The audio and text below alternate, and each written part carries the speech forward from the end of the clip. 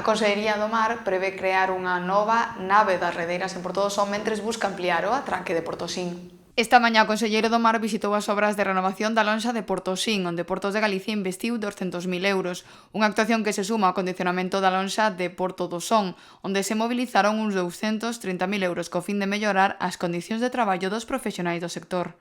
A Xunta de Galicia, a Consellería do Mar, Portos de Galicia, pois teñen que atender esas necesidades, como agora se fixo con estas obras que hoxe podemos ver aquí, e un traballo moi ben feito, que aproveito, como non, para felicitar a todos os técnicos, tanto de Portos de Galicia, da Consellería, da empresa que fixo as obras. Bueno, eu creo que todas as persoas que colaboraron en esta obra, pois hai que darlles as felicitacións por unha obra ben feita, como non tamén aquí os patróns que nos acompañan, tanto o patrón de Portosín como tamén ao presidente provincial e en este caso tamén ao autonómico. Eu creo que esa é a forma que entendemos que hai que traballar. Son 122 portos os que ten Galicia, isto tamén é importante destacalo, non? Porque ao final, cando tes tantas zonas na que actuar, tamén eu creo que tamén podese ver con máis claridade que, bueno, que hai que xugar cos presupostos de todos, temos que xugar con xeito e intentar estar en todos os sitios.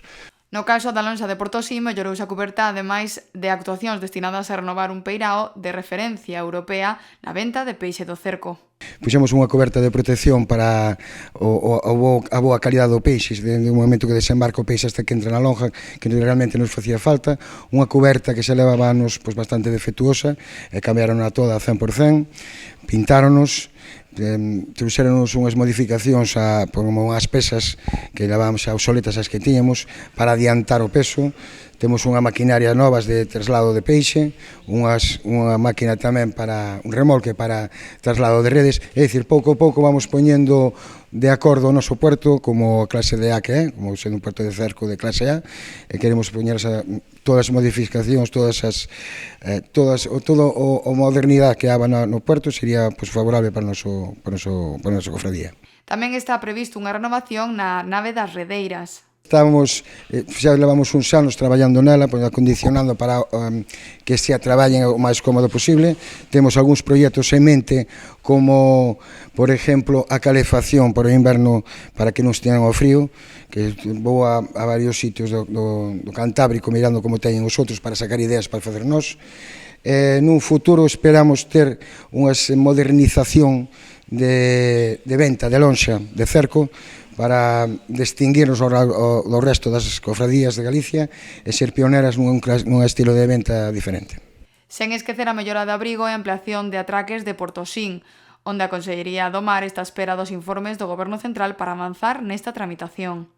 Uns pantaláns para barcos de baixa eslora de cerco para aquí a Portosín, o cal evocaríamos moitos barcos do muelle, e sería un proxecto pionero do cal estamos á espera de que se empecen a facer os primeiros traballos, xunto con un dique de abrigo que nos taparía todo o nordeste do muerto e facería máis cómodo o traballo e máis protección para os mariñeiros.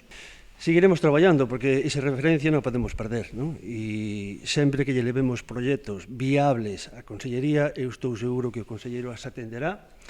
E o que comentaba antes Isaac, o dique de abrigo que queremos facer ali, ademais ten moi bo sentido facer ese dique de abrigo porque podíamos varar os barcos onde está o peirao da nave das redeiras, porque agora está moi abatido polos ventos do norte e conseguiríamos que ali tamén fora unha zona de atraque, non, Isaac? Entón, bueno, pois é un proxecto que tamén xa viñera aquí a anterior consellera a presentalo por necesidade da distribución da zona do puerto e tamén é un proxecto que, bueno, eu creo que en pouco tempo será unha realidade. Un proxecto presupostado en 2 millóns de euros.